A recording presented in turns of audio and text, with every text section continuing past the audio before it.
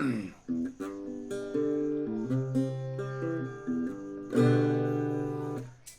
leisi calling leom kanami te ho phokisa te ho zo si tuni zan phanin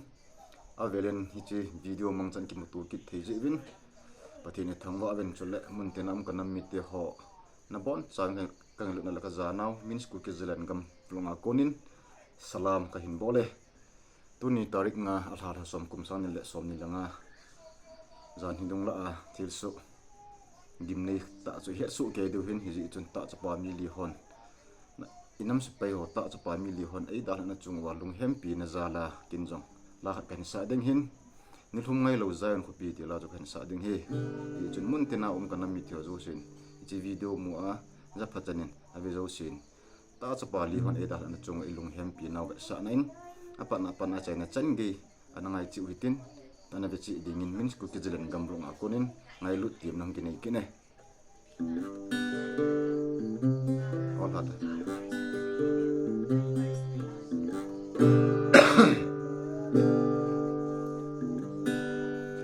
ni lum ngai lo zayon kopi ngai zin kamau kakap suni timin un lâu pisa in lai min hat sa te kei dia zong mun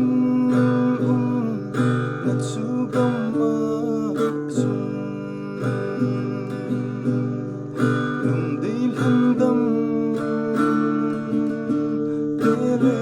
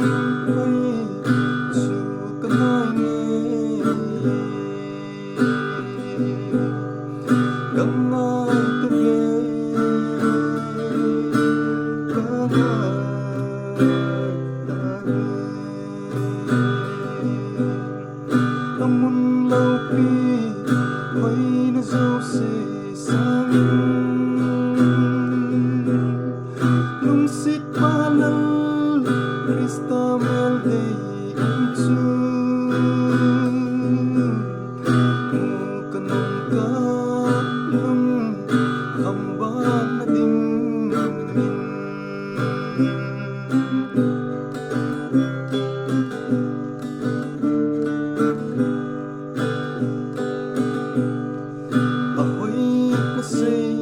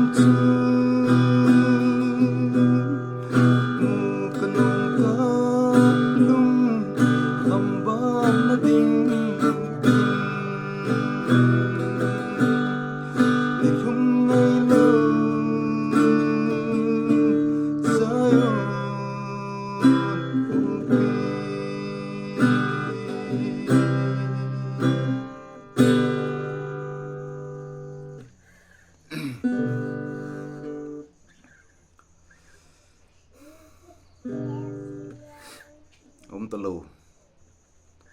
Tah-Chapa Hangsan ho ahinkho mollep san ho dalhah insung mite ajapha nu pa asu pulanau ozo si pathin lungmun na piu han lang Nampi dinga Jong mabana lungtup mulsona hung hidingin pathinin Allah Jong pathei bu piu han lang tal insung mite lungmun na piu han lang